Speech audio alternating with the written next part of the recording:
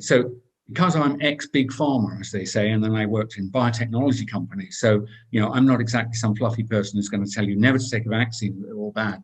I've had all the vaccines available in the 1960s and 70s. Both my children, my wife and I decided they should get the full lot. I'm pro well-characterized vaccines. Absolutely prevents tremendous amount of illness and death. But in the case of something like SARS-CoV-2, that kills 1 in 500 people or so, average age 83.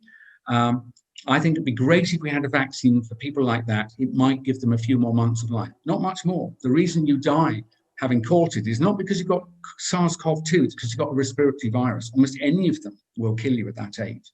Even a serious cold will kill you. So it would be good, I think, to have a vaccine to use for very vulnerable people. But, this is a really important but, nobody else needs this thing. Your body and my body, I'm not vulnerable. I'm not going to be made seriously ill and die. It would be an astonishing thing, 1 in a million maybe. You don't vaccinate the population because 1 in a million people might have a bad outcome. What you do is you look at the people who are vulnerable and you offer them the vaccine with the word offer. Informed consent is important.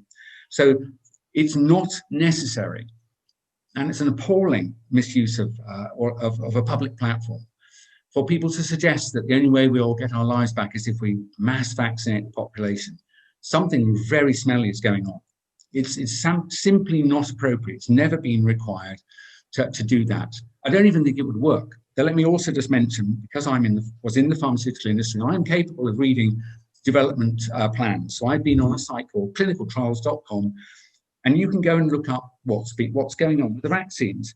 I will say to you that so far, normal for the stage of development, they're looking at antibodies. They're looking at whether the vaccine raises antibodies.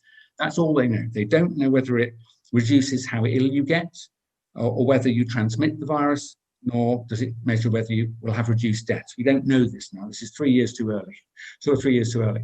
So all we're going to know when we start vaccinating people is it raises antibodies.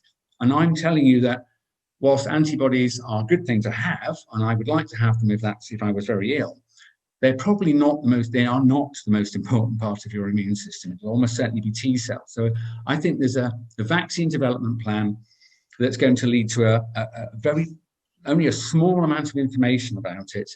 And then, as I said earlier, you don't need it. If you're young, middle-aged, even slightly my age, 60 and well, you're really not very vulnerable. So I would say if you would not have considered a flu vaccine in the normal course of events coming up to this winter, I don't think you should even consider taking this vaccine. But the main problem I have with it, as you mentioned, is this notion of being mandated or even coerced. So you don't have to, but you can't travel if you don't. That's the sort of thing.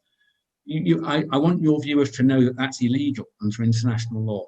That after the Second World War atrocities of Dr. Mengele and other doctors in Japan, where they performed experiments on humans that led to their deaths, we and others in the post-war consensus led to an international law that says that no medical procedure may be performed on a human being without their informed consent, and they must benefit from it, and about 10 other things, but that's basically at the heart of it. Your government doesn't have the right to override that law.